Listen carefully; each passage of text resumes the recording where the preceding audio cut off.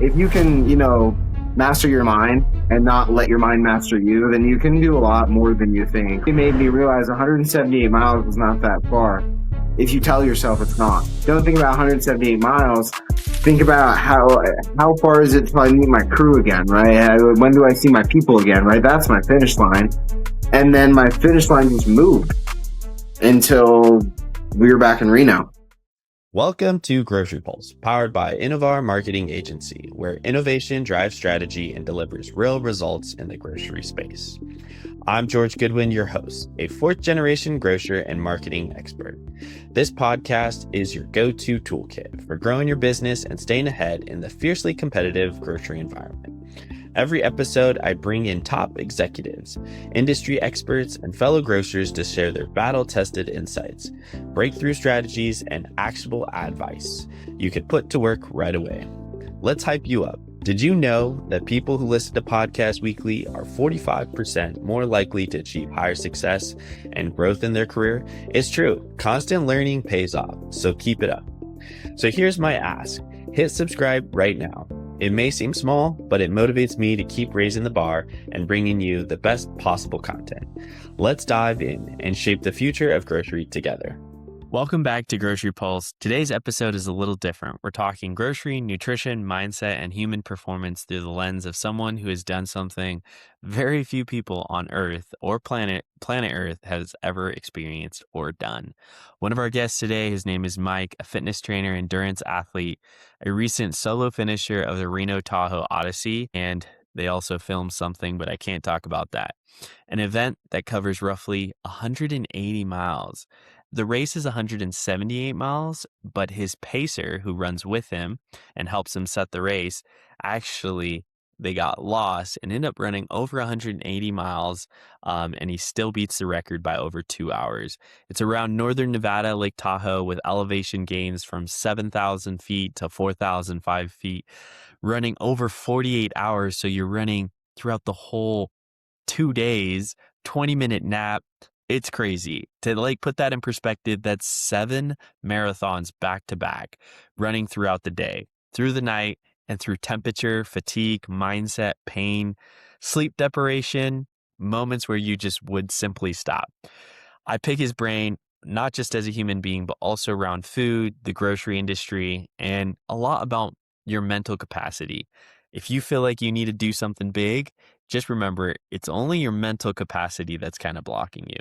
Your body will listen as long as you get your mental component, and obviously something extreme like that, you definitely need preparation. What's fascinating, though, isn't just about the distance, it's about the transformation. Mike wasn't born an elite endurance athlete. He was actually a heavier set child who also ate a lot. He didn't like PE in high school and middle school. He would often pretend to be sick, so he wouldn't even participate. But now he's running over multiple ultramarathons and is changing the game for the industry in the northern Nevada area, and then also just 0.0001% of the population that has ever done it. He completely changes his mindset, his physicality, and even emotional. We go into all the detail. I'm super excited for you to listen to this podcast and then also talk about grocery and how the elite endurance athlete grocery shops because they want the freshest food. And Mike is also a vegan, which means he doesn't use any animal protein or animal products, which is pretty impressive. We'll talk about mindset required to keep moving when your body wants to quit. We'll talk about nutrition, grocery shopping, recovery, how elite athletes think differently about food. We'll discuss pain, discipline, problem solving under pressure, and even lessons business leaders can learn, entrepreneurship, everyday people can learn from extreme endurance athletes. Because this was very few people have ever run 180 miles, and he was the second one to do it and beat the record by 2 hours. Every one of us face challenges that requires resilience, consistency, and belief in ourselves. So if you are ever wondering what separates ordinary from extraordinary, you're going to enjoy this conversation. Mike, welcome to Grocery Pulse, and this is a great episode, so stay tuned. Today, I'm with a guest recently completed one of the most demanding endurance events in the country, the Reno Tahoe Odyssey. Well, most people think about marathons or being part of that 1%, which we were just talking about. This person individually as a solo runner finished about 7 marathon runs in one single go. I mean, that's beyond fathom in my comprehension, but I'm so excited to pick your brain, Mike. You are someone that I met in the local Reno, Nevada running club with MRC. And so it's been awesome just to see you before you ran this, and then now you just finished it. But yeah, I'd love for you to introduce yourself. I said a little bit, but yeah, I know there's a lot more to it. But yeah, can you share a little bit more about yourself? Yeah, 32, Mike Fitzsimmons. Everybody calls me Fitz. Originally from the East Coast. I'm a dad, project coordinator for a custom banner and flag store, and I like to run very far. That's awesome. You also do like coaching a little bit with running, and then also um you help with like personal training and things like that as well. Is that Yes, yeah. So throughout my running career, I got certified as a personal trainer and running coach. So I've also had the pleasure of helping others run their first marathon or first ultra. that's awesome. Yeah. So I've never really normally I love to interview individuals that do amazing things like yourself. But usually it's around food and the food industry or people impacting food. But I thought, when there's someone that completes something that is just so impressive, I think there's always so much I can learn from that individual along with others. So I kind of wanted to pick your brain as an elite athlete. You guys train differently. Your mindset is different. You consume food like all of us, but maybe there's certain foods that you prefer to eat over others. It might help you be more of an elite athlete. Um, Mental toughness, problem solving, resilience, what it requires to push like boundaries for our human body to like almost exhaust yourself where potentially some individuals could not make it. But I'd love to understand, before we jump into that, understand what is the Reno Tahoe Odyssey, and kind of for anyone learning or getting into running or just even wanting to learn about elite athletes and ultra marathons. Can you share a little bit about what that race entails? Yeah, it's very special. It's a 178-mile loop through the Sierra Nevada mountains. It starts in Reno, Nevada, downtown, at this local casino called the J Resort. From there, it heads west, traverses up over into Truckee, California, down in Tahoe City, along the west shore of Lake Tahoe. So you get to climb over Emerald Bay, down to South Lake, which is just gorgeous.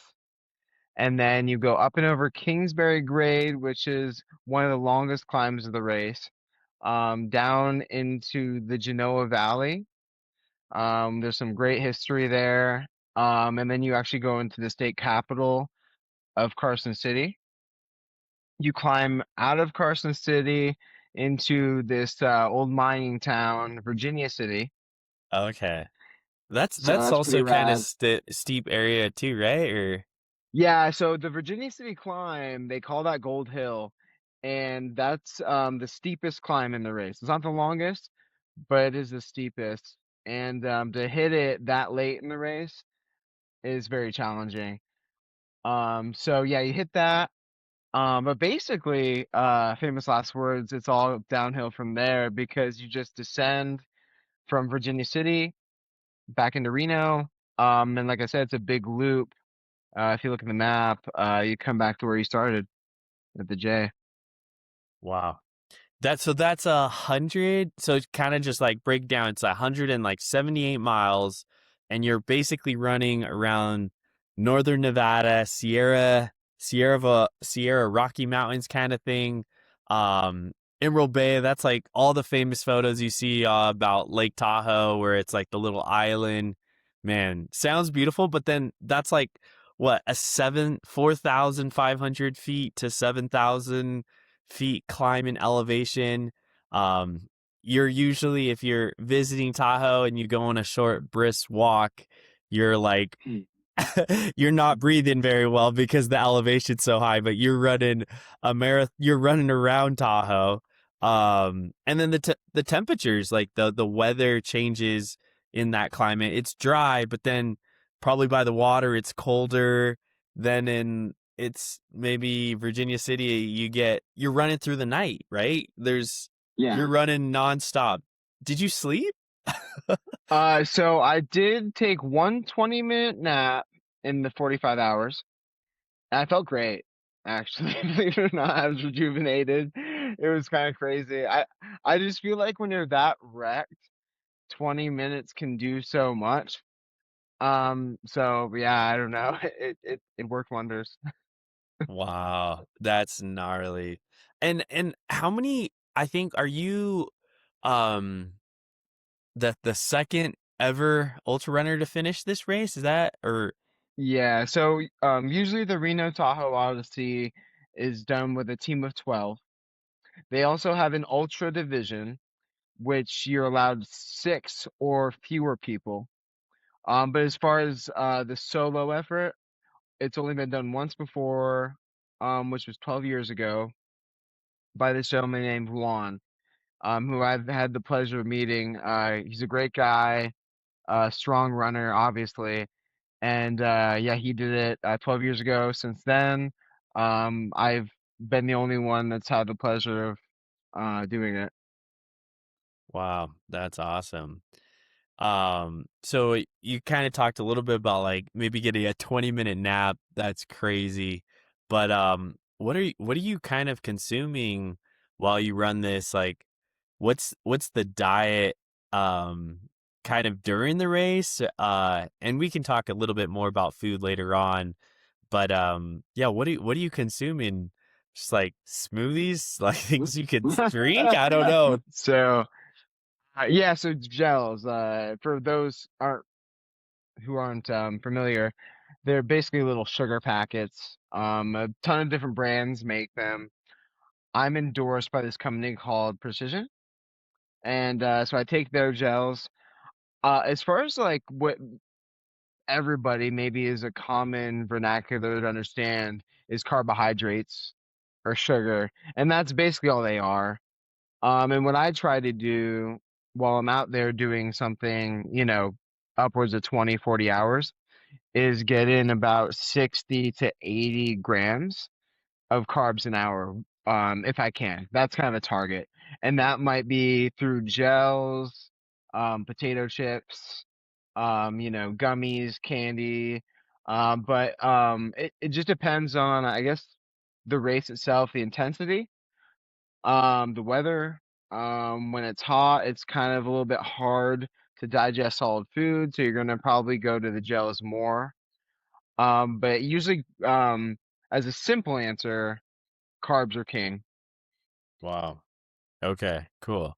Yeah, I think when I was doing my research, athletes can burn like up to 15,000 calories during an event like this, or even more. I couldn't imagine exactly like I've always seen those like Instagram or the Facebook or YouTube reels where it's like they show like different foods and like the calorie count with like, I don't know, a bag of strawberries or like a burger and things like that.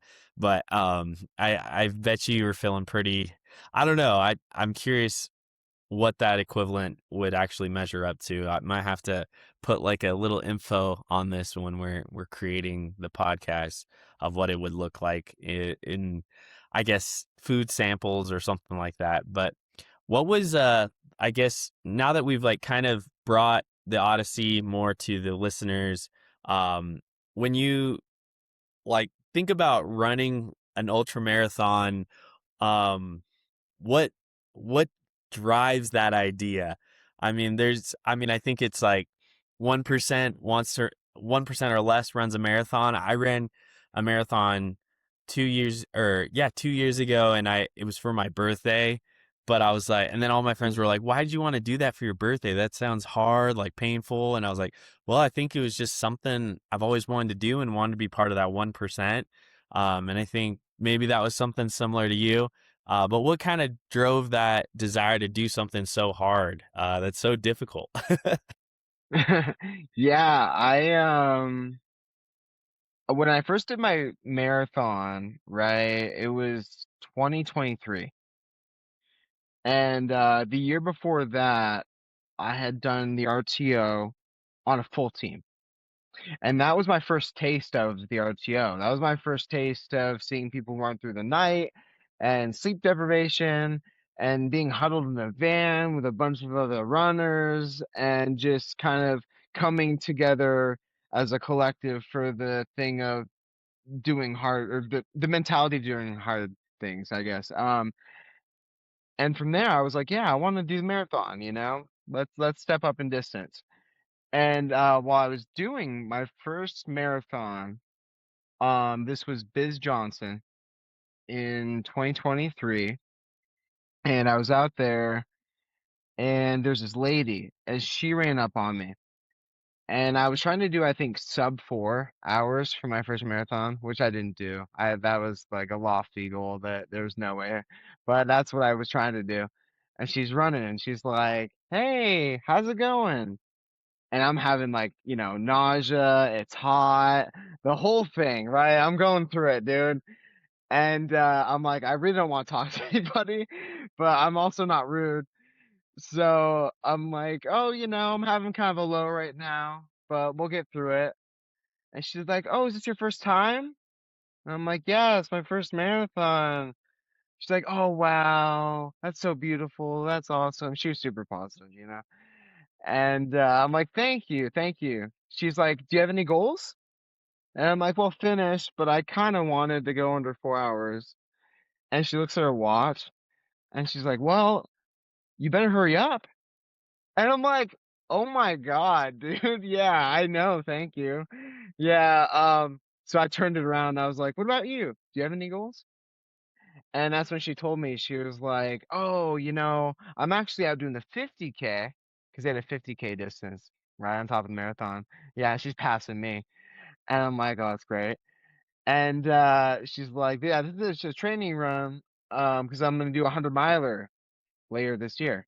And that was when I first learned about the fact that people go that distance. I didn't believe it. I asked her all the questions that everybody asks me now. A human can run that far?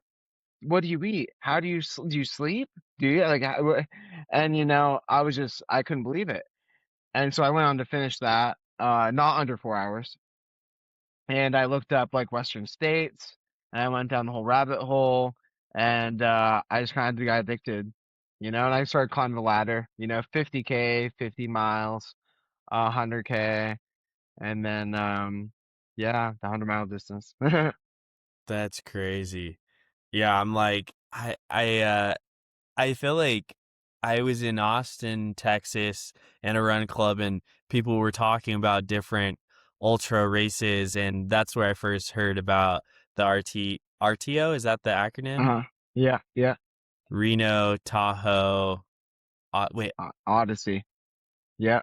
And so they were just saying like really cool things about it, and then I was like, man, I'm kind of from the area. I should know about this, but yeah, I'm like, that's I think when just trying to bring this into like picturesque for people, it's like running from Reno to Sacramento or from running Los Angeles to San Diego. Like it is no, like that's so far. Like even when you drive that, it takes like, I don't know, 2.5 hours, 3 hours, and you're like, man, I'm driving a distance.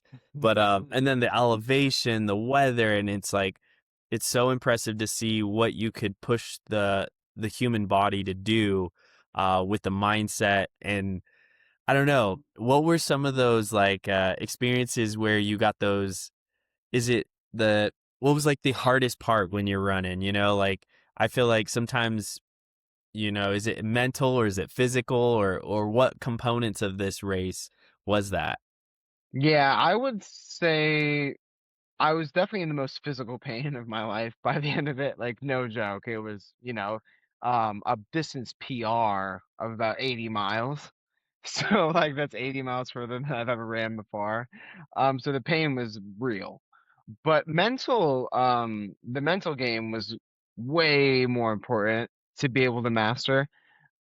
Because it was really hard, especially in the beginning, like the first 100 miles, staying present and running the mile I was in and not thinking, oh my God, I have to climb up Virginia City tomorrow. And that's if everything goes well, so knowing that I had to do that and where this whole thing was going to go, it was really hard to stay present and not, think too far ahead. And I realized that when I was not present and I was projecting too far ahead, it made everything I was actually going through harder. It made the pains worse. It made the fatigue higher.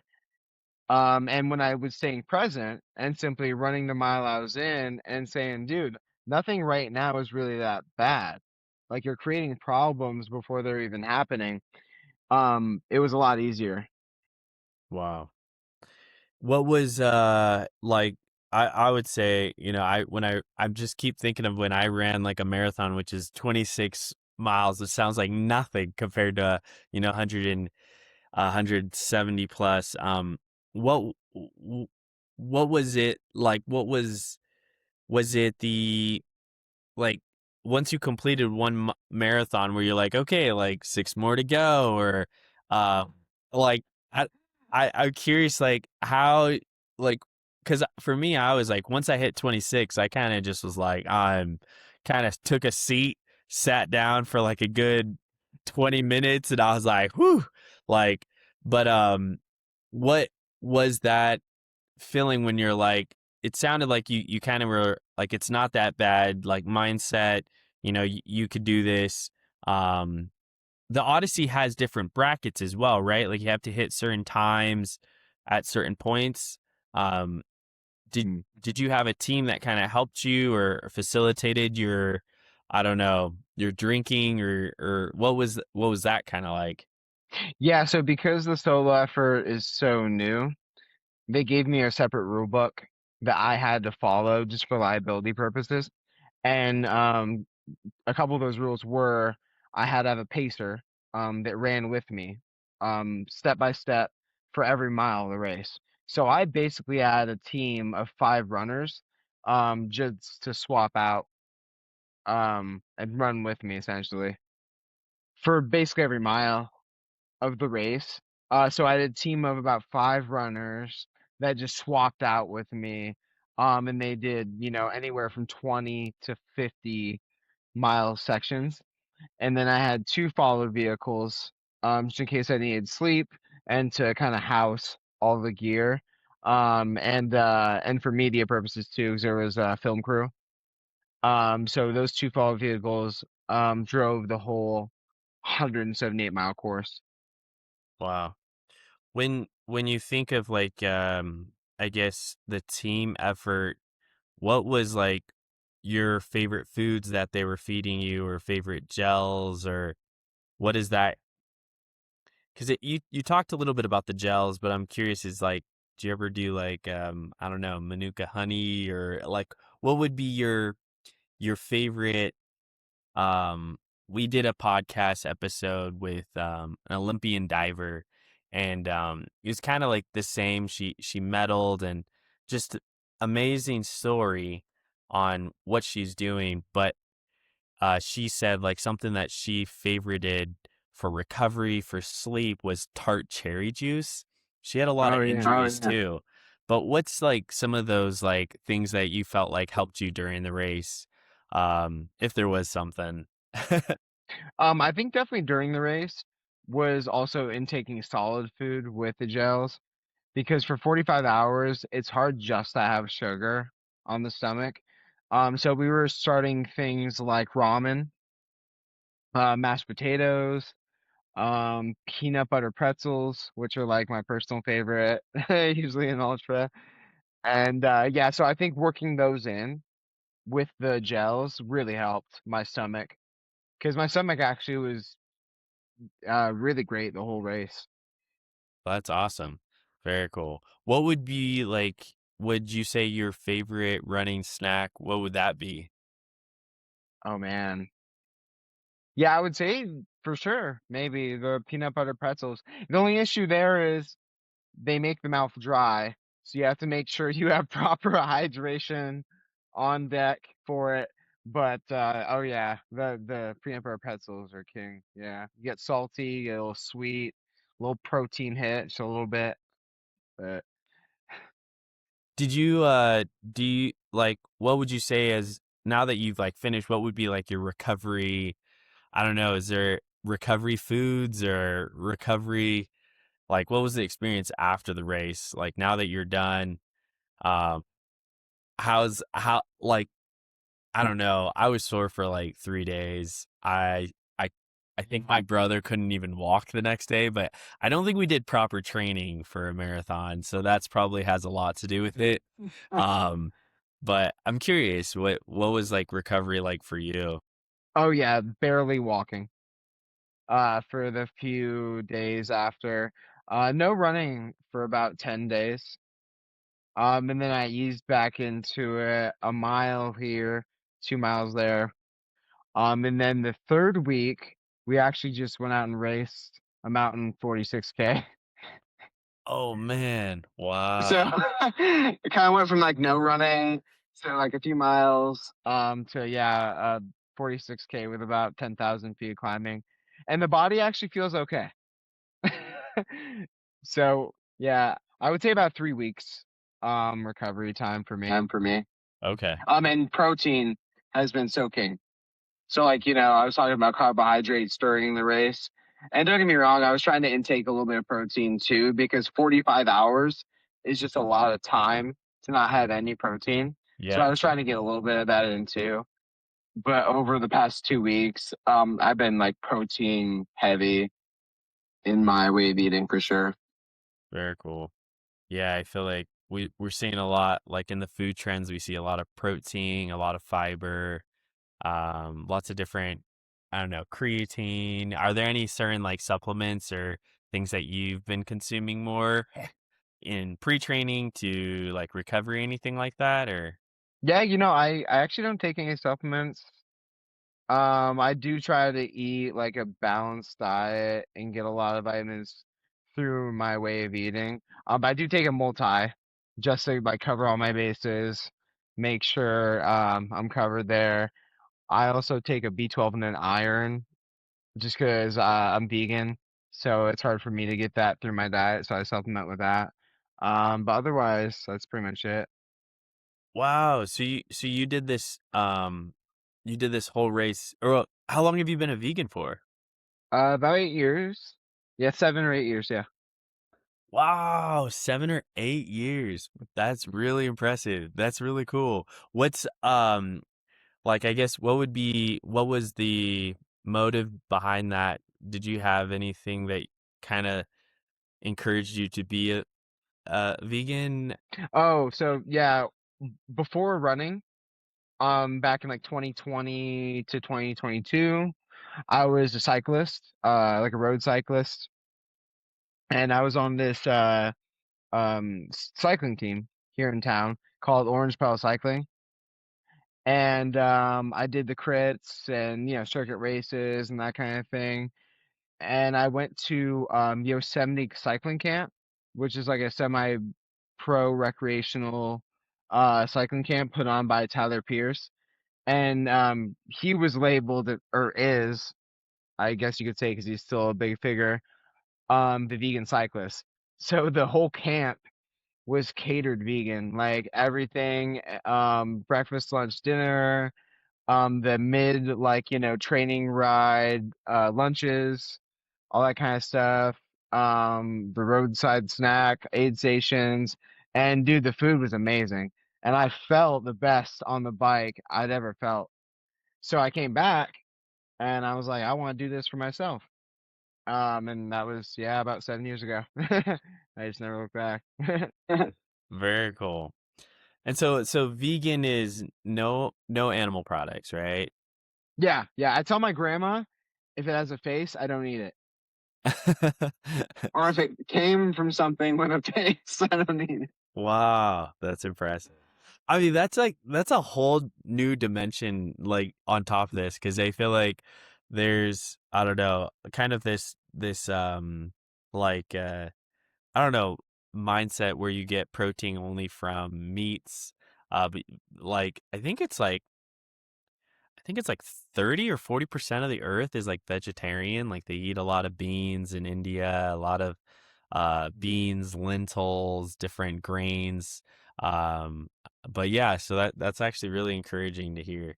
Um, I, I think I've been vegetarian for a moment here and there, but I've always struggled, to be honest. I think, I don't know. Yeah, no, it's definitely not for everybody. I just feel like the way of eating you can stick to for life, then that's, I think, the diet or way of eating for you. And This is something that is kind of easy for me to stick to. Wanted to learn a little bit like mindset. Like I'm pretty sure, you know, how many hours were you running? Yeah, so 45 hours and 5 minutes in total. We got the official time. Oh, man. And during those 45 hours, how many times were you like, I'm calling it quits, or like curious, want to know like what that mindset is, and how do you push yourself for such a long period of time and really give it your all when it's like I'm just like I have a goal to like clean out my basement or something, and I'm like, dang, it's been like 3 months and I still haven't done it. But or it's like, I don't know, get this far in my career with the grocery industry or something. Like what's like that mindset that you had during these 48 hours of just pushing through when you were like, I'm calling it quits. Like if you could share just one of those stories, maybe the one, I think you shared one with me a little bit, but towards I think it was like mile 70, you said was pretty tough or something, or did you guys get lost, or I don't know, remember exactly.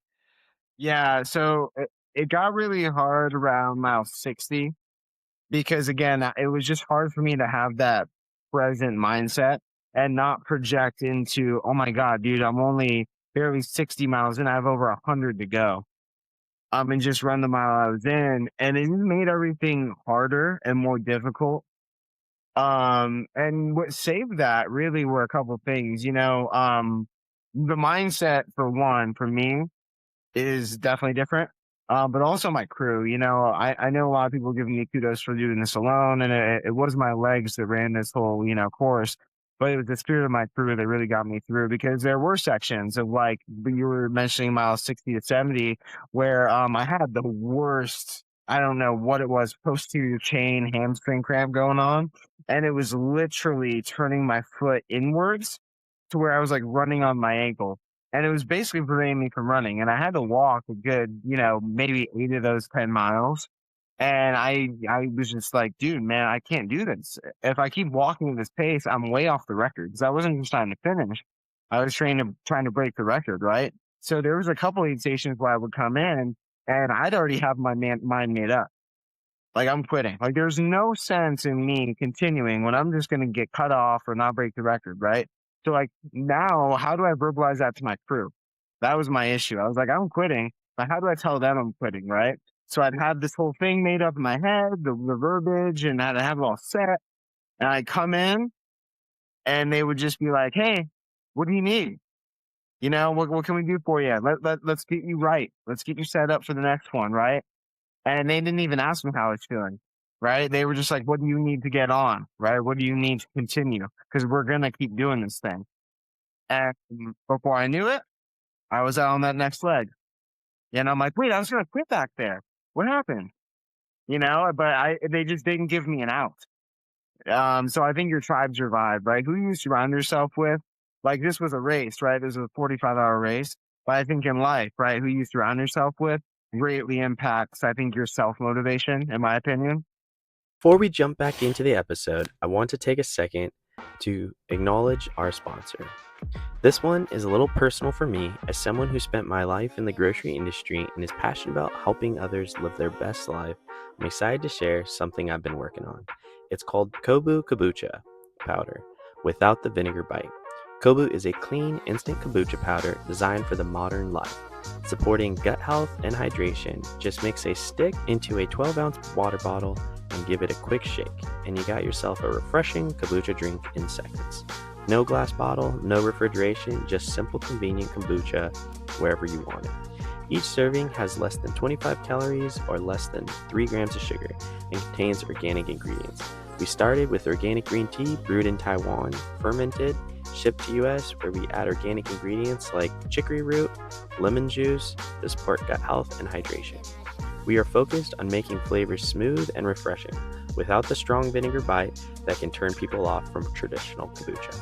Right now we offer 2 flavors, watermelon citrus and lemon ginger, both crisp, refreshing, and easy to enjoy, whether you're at home, work, or on the go. If you or someone who cares about wellness, gut health, and clean ingredients, I'd love for you to check it out. You can learn more in the description below and try it yourself. Enjoykobu.com. Use the promo code podcast10 for 10% off. Thanks for supporting the show, and now let's get back to the episode. And then also my mindset for these, I'm really good at compartmentalizing, I guess. And I kind of just take how I'm feeling out of it, like present me. It's kind of weird. I feel like I have 3 versions of myself. I have present me that, might be hurt, might be cramped up, might be tired, might be weak, right? But I have like past me that for some reason set this goal, and was really serious about it, right? And I have future me that's going to be really stoked, man, if I don't quit. And so I just kind of take present me out and I think about past me to set the goal and future me that dude really needs me to finish, you know? Cool. What was it like, I guess when you think of like the goal heading into the race, what was that like? Obviously I'm like probably to finish, right? And you actually ran more than the 178 miles. Could you share a little bit about that as well? Oh yeah, the leg turning in wasn't even, I guess, the biggest issue. Yeah, around Dog Valley, which is of course one of the biggest climbs in the race as it is. We get to the top and most of the time you hit that during the day, but because they had me start the night before the official race, we hit it at like midnight. So it's trail, it's pitch black, there's a fork up there, and we took the wrong turn at the fork and we added about 4 miles on. So yeah, that added a little spice to everything. But you were still able to kind of beat the record time that you needed kind of for the race, or? Yeah. What made it frustrating, I guess, was yeah, like you said, that I wasn't just trying to finish the 178 miles. I was really trying to beat the previous record of 47 hours. So to add any distance just meant I had to run faster later. But we were able, with the power of my team to pull it off. And we beat the record by about 2 hours. Wow. That's amazing, dude. That's so cool. I want to go run after this podcast. That's cool. What when you think of like, I guess, the mindset, I really like what you said about tribe, like your team and like having them ask the right questions. And I think it almost comes to like practicality of life and our real goals. Like if you want to do something amazing, you need to be around the right team, the right people, the right individuals that ask you the right question. I feel like a lot of times in work environments, you can always sense when someone's asking a question to kind of almost support you, and then a question that's not so supporting. It makes me think of it I went to the USC School of Marshall, and they shared a lot about like this servant leadership mindset, where it was like the leaders, like usually there's like a pyramid and the leaders are at top, but they like flip the upside down where it's almost like the leaders serve like the other their team, and then it's like a chain reaction of how you lead by example. And so I like that question that you said, like, it's even simple because like sometimes in our career it's like, who are the ones that are asking like, what do you need, like, versus how are you're not doing it, like you're not hitting your benchmark or something. It's like, maybe I don't have the resources I need to hit that benchmark. But that was cool. I just wanted to bring that up a little bit more. Very cool. What's the, like, when you like retrospect of like, now it's been a couple week or a week or so, 3 weeks, what's kind of like that awe feeling, like, I always ask my interview guests, like, what makes you smile at the end of the day? But like, when you think back on this experience, like, what are you like grateful for this, from like learning from running, torturing yourself 178 miles. What do you think, like, in retrospect now? Yeah, I just have learned that if you can, master your mind and not let your mind master you, then you can do a lot more than you think, right? It literally made me realize 178 miles was not that far if you tell yourself it's not. And that's why I kept telling myself it's really not that far. Just get to the next aid station, right? Don't think about 178 miles. Think about how far is it till I meet my crew again, right? When do I see my people again, right? That's my finish line. And then my finish line just moved until we were back in Reno. And so I think, yeah, if people, I've tried since then to take that approach in life, because whether it's college, whether, you have some lofty goal in business, right, that is 10 steps long. Don't think about the ninth step, right? Think about the 5 feet in front of you, and then before you know it, you got the degree, or you have the, whatever goal that you wanted to achieved. Hey everyone, thank you for listening to Grocery Pulse. 70% of you have not pushed subscribe. So if you could push subscribe, I promise I'll deliver more and more episodes of grocers, industry experts, CPG founders that are pushing our industry forward. It means a lot to me and my team and helps us hit different benchmarks for the year. So thank you again for listening to Grocery Pulse, and enjoy this episode. That's very cool. How do you stay positive during the pain, or like, how do you balance pain and mindset? Like, I feel like, I don't know, I'm curious of what you have your team, but then you still have that next checkpoint. Like, you could have, yeah, you're waiting to get to your team, but you could have just took a sit and be like, I'm done, I quit. Like, what's that balance between, um I guess, that pain mindset versus your mental mindset, um, and just like calling it a day versus pushing through? I don't know. It's kind of a weird question. I don't know if it's like fully a question, but I guess my just trying to understand, like, the pain versus, because sometimes I know, like, for me personally, like, my dad would always tell me, when you're running and you get a side ache, you could keep running and that side ache will go away. And so in soccer and athletics, I would do that, and I'd be like, okay, I got a side ache, but you just push through, and then it'd go away. And I think you shared before this podcast about your foot. For some reason, you couldn't get it to straighten out. It was just going, and it was a couple miles, and you're just like running with one foot like kind of sideways. But then you said, like, after a moment, it went back in place, and then you kept running. Yeah, the moment was about 15 miles, but yeah, but think about it, in the big picture of 178 miles, 15 miles is not that much, right? So, it got better, right? But here's the thing. For 15 miles, it was like that. I was basically running with one foot and one ankle, if that makes sense. And that, for 15 miles, felt like forever. In that 15 miles, it definitely felt like, oh my God, dude, this is all it's going to be for the next 100 some miles. If it's this way right now, how could it possibly get better? But no, I told myself, man, no, it has to get better. It can't just keep getting worse. It might get worse, but it has to eventually get better, right? Everything's temporary. Nothing's forever. And yeah, it took a while. It took about 15 miles, but dude, it came back around, you know? And every time something would happen, I just kept telling myself like that, you know, everything's temporary. You know, it's and even the highs, you know, even when I was feeling good, I told myself this is probably temporary in a good way because that made me really relish the highs and appreciate when I was feeling good because I knew it might not last forever, you know?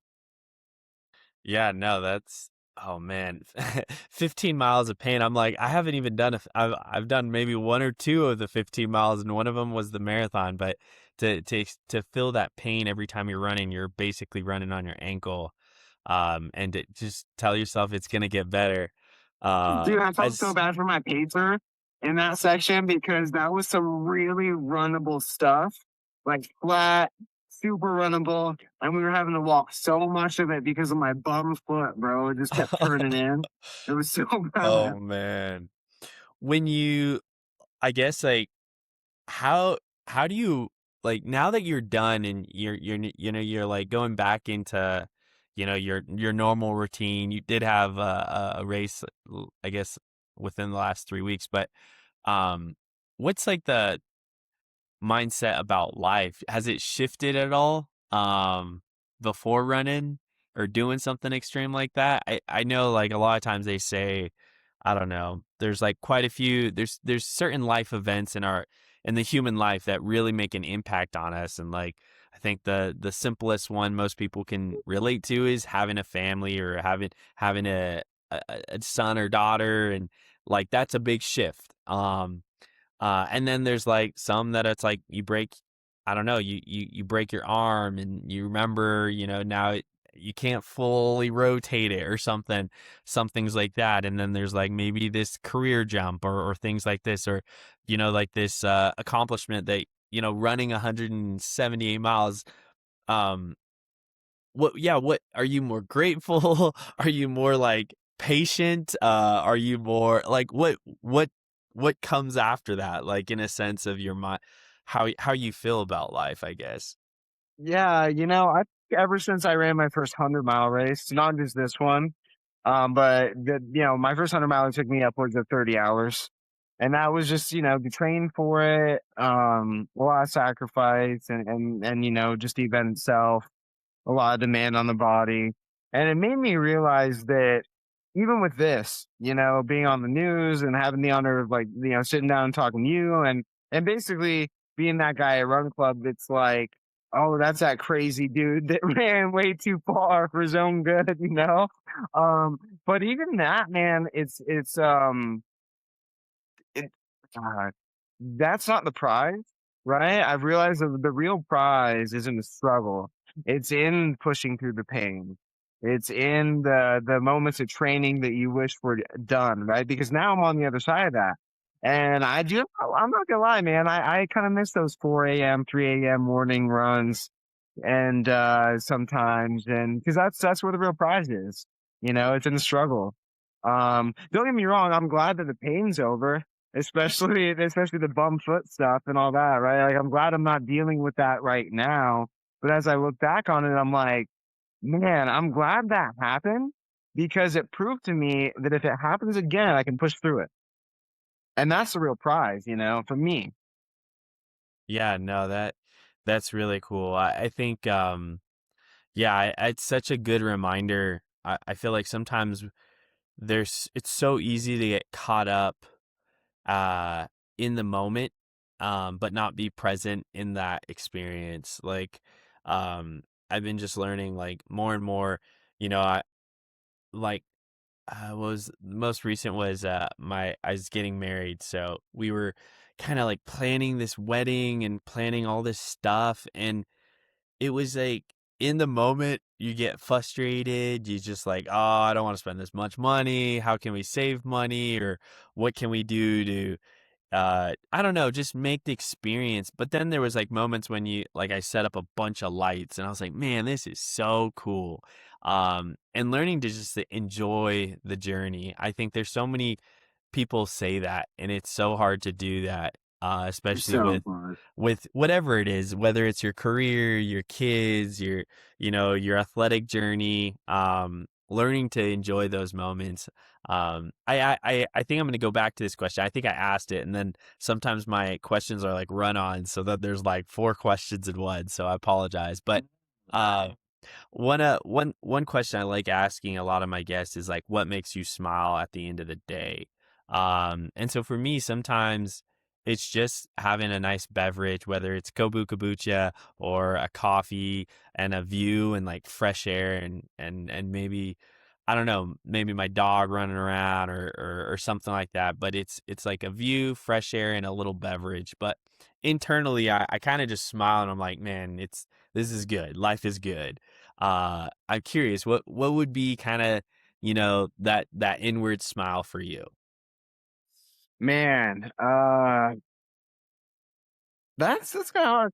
For me, it's kind of weird. I think like if I get home right from a really long day, okay, and I'm just wrecked, I'm exhausted, then I feel like a sense of reward from that. It didn't make sense. Like I did it right.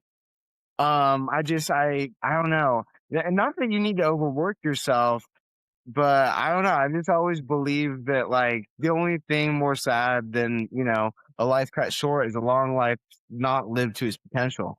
So like I was really, I don't know, man, every day I try to squeeze all the juice I can out of it. Which being a dad, it doesn't really make it that hard for me to be wrecked at the end of the day. So it doesn't take much. But no, man, I think for sure if I get home and I'm pretty wrecked, I know that I've done the day right. And another thing too is if I help some people along the way, like especially as a coach, if I can, maybe motivate somebody else to do their next hard thing, that really brings me joy. And I think that was a big motivating factor for me to finish this too, was that, I'm not Superman, I'm just a kid, that wasn't very good at much, that didn't have many friends, that was overweight and found running. And I hope we can, change some lives with it. And if I can do something like that, maybe it motivates other people to do whatever they think they can do.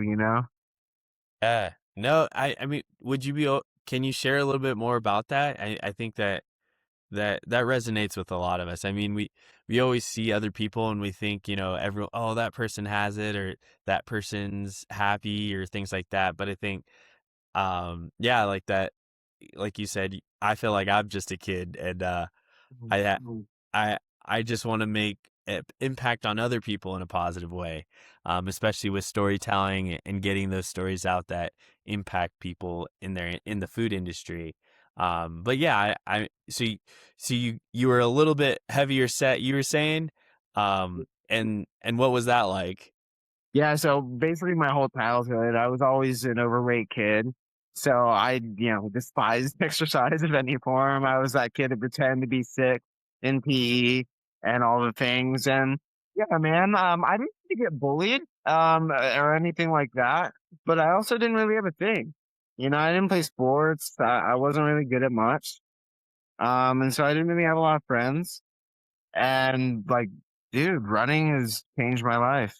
I've been able to travel the world. I've been to Berlin, Asia from running, and all of my best friends almost come from running. And yeah, it's changed my life, man. So really, like to get this whole Odyssey thing done, it was almost like a tribute to what running's done for me because it wasn't really ever about running. It was about what running gave me. It gave me something I've never had before, and I've never been able to find a replacement for it since. So we run. That's awesome. No, I like that. When you think of like the techniques that you've learned along, whether it's running, that I guess there's like a lot of like people nowadays, I feel like even just, I don't know, getting better at running, like any small techniques do you have that impacted you or help people become a little bit better? I like what you said about picking a hobby or picking something and running was that thing for you. But someone that's thinking about running their first marathon or someone that's thinking about running their first 5K, what advice do you have to them? Start slow And if you have to ask yourself if you're going slow enough, you're probably not going slow enough. So go slower. Oh, wow. That's cool. All right. Nice. Uh, is that more like so you finish the race or don't exert yourself or why do you No, say that?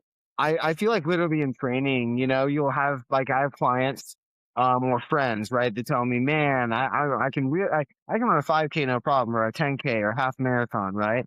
But no way I could ever do a marathon. Or maybe they say I could do a 10K, but I can never do a half marathon. And my advice to them is go slow. And if you already think you're going slow, go slower, and you could definitely cover that distance. That's awesome. That's cool. Uh, did you find so you found like when you think back, did you find the reward more in the journey of running the Reno Odyssey and completing, or did you find more the reward like finishing? The real reward 100% was in the struggle, in the journey. Don't get me wrong, the finish line moment was so beautiful. My mom was there. I mean, my mom was there the whole time. She was my crew chief. She was there the whole freaking 45 hours. But I really manifested and I dreamed about that moment at the end and hugging my mom. And I felt like obviously when it happened, I had already lived it 5 times over because it's been engraved in my brain, right? So that moment was very special for me. But I mean, think about it, man. That moment lasted an hour. I was out there for 45 hours. Um, I have to enjoy that, and I did. Like all those memories, man. Yeah, they'll be forever. That's so cool that you have that. When you like, I guess coming to the end of the podcast, like when you think of like lessons for leaders or professionals or entrepreneurs or people that are striving for that first experience for even, I think when I first was talking to you after the first time I saw you after the race, you were saying like something about the lines of, if I can just encourage one person to go do something they haven't done or go do their first race or go experience something new, what would you say is like most of the listeners probably are not runners. They're probably grocery store executives, people in the grocery community, whether it's in grocery tech, grocery point of sale, to grocery baggers, checkers, to people running stores. Um, what what can they take away from your experience? I might have stole some of your stain already, but curious what like your thoughts are there. No, I mean, for me, personally, the mantra that everything's temporary just helps with almost any challenge I'm going through. Because if you think about it, everything's temporary, right? The lows, the highs. So if you're in a low and you think, hey, this is temporary, it's not going to last forever, and who I am and how I face this on the other side of it really says a lot about my character. I think it helps you face challenges a lot more. And then on the other side too, if you have a high and you're winning and you're on a hot streak, know that that might be temporary too, and enjoy it, you know, and do it now, right? Like if you are thinking about that marathon, you're thinking about going back to school, you're thinking about anything, don't wait till next time. Don't wait till the time is right. Don't wait till you're ready. Because man, there's something to be said about just getting it done and getting it done now. Um, like for me, I thought, hey, with this whole Odyssey thing, what if I wait a year? What if I train more? What if I get stronger as a runner? The race will always be there. I could do it next time. And I was like, no, no, because that's exactly what I'm trying to prove. We procrastinate way too much, man. There's something to be said about just doing whatever it takes to get it done this time. And I'm really glad we did. That's awesome. This is cool. No, I love that. I feel like, yeah, get it, do it now, get it done. The race is always going to be there. The sooner you start, the sooner you finish it. I think there's like a quote that's like, it's, people underestimate like what they could do in a day, or overestimate what they could do in a day and underestimate what they could do in a year. I wanted to jump into the fire chat, but I forgot to ask one last thing. preparation, like, you how like training months for this, and then it's that 48 hours. Could you say anything about preparation and like how to stay focused and how to stay determined that you're going to do this? And the doubts come where like, is it really worth it? Do I really want to do this? Staying consistent. I mean, obviously you have great character to be someone that is consistent and train for something like that, because you cannot run almost 200 miles just on a whim. But like, can you share a little bit about preparation? Yeah, I was doing about 70 to 85 mile week to prep for it.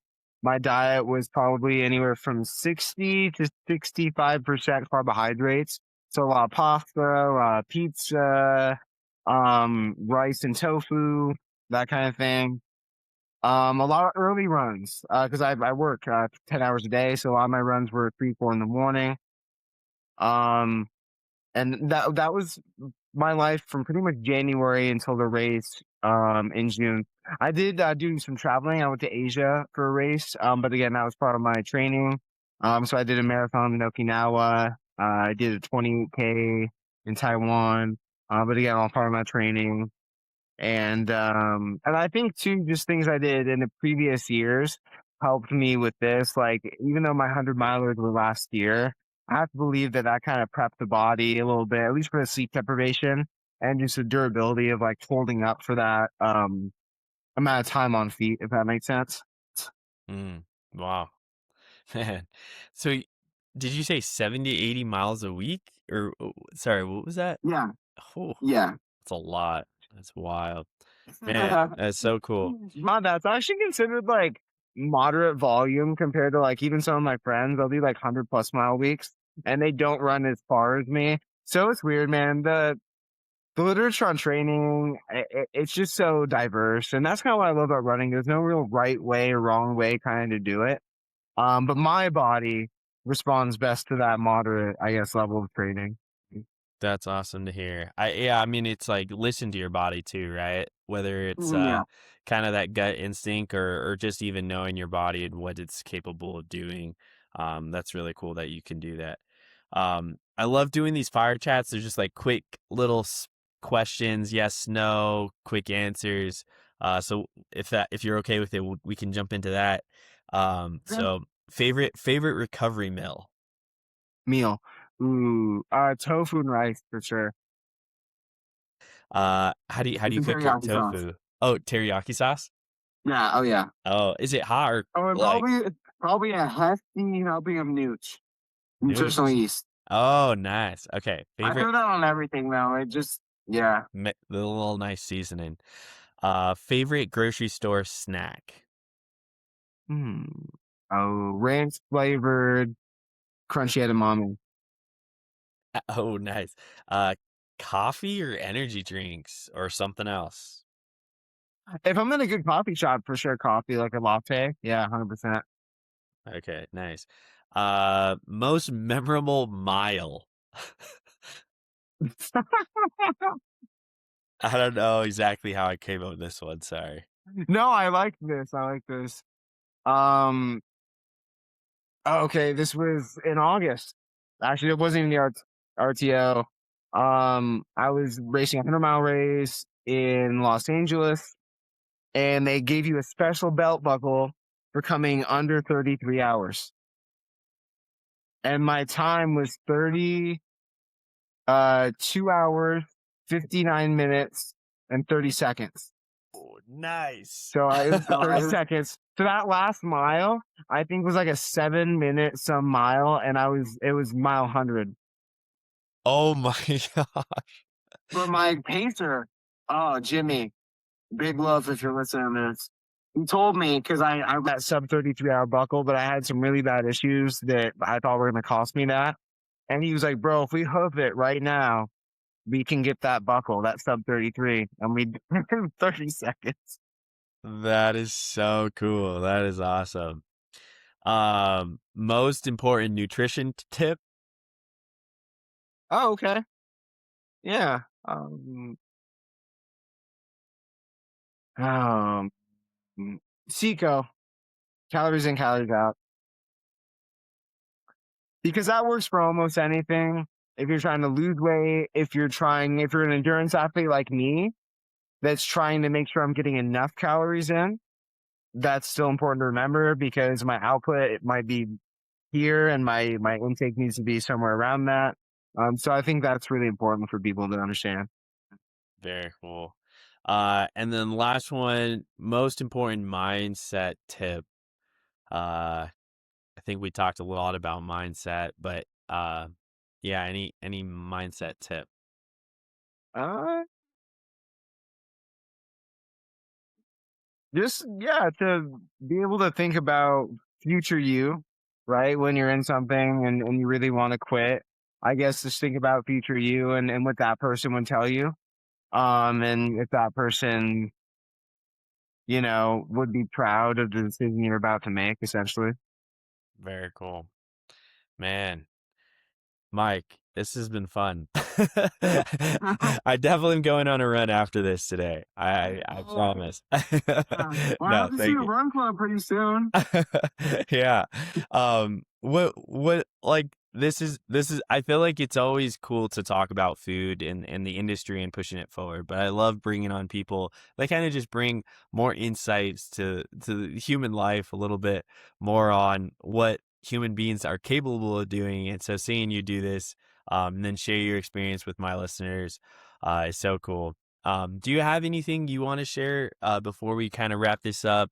Kind of your pitch, or if anyone wants to reach out to you, or anything about, I don't know, what's going on in your life, if you're going to do any other races, or I know you do some coaching as well. But yeah, I'd love for you kind of share anything. No, I mean, as far as to what's next, I don't have anything specific. Um, but I guess, and maybe this might be advice too for people. I just believe that the only way to grow is the hard way. So I know that whatever for me is next is going to have to be harder than what we did last time. And that both scares and excites me. It's wild. Cool, man. Yeah, no, we talked about a bit of everything. Today's conversation wasn't really all about the running, but also just like the mindset, the training, the discipline, the nutrition, the resilience. Whether you're building a business or working on your career, leading a team or raising a family, improving your health, there's just so many different components. And I enjoyed hearing, like the so many little TED Talk phrases you had. It, look about your future self and what what you would tell them. Do something new every day. Um, you know, I think there is just so much for me personally, but I know the listeners are gonna love this. So if you're listening, definitely reach out. I'll put Mike's contact in the description below. But this has been fun. Thank you, Mike. Hey, thanks, George. I really appreciate being on. This was a lot of fun. Yeah, thank you. Thank you for joining me on this week's episode. If you found value here, rate, review, and hit that subscribe button. That small act helps us grow this show and fuels me to keep delivering insights that matter. Stay connected by joining our LinkedIn group for even more grocery insights. And if you have thoughts, questions, or ideas, reach out to me directly on my LinkedIn, Instagram. I'd love to hear them. Remember, the best grocers are always learning. Stay curious, stay bold, and keep pushing to innovate.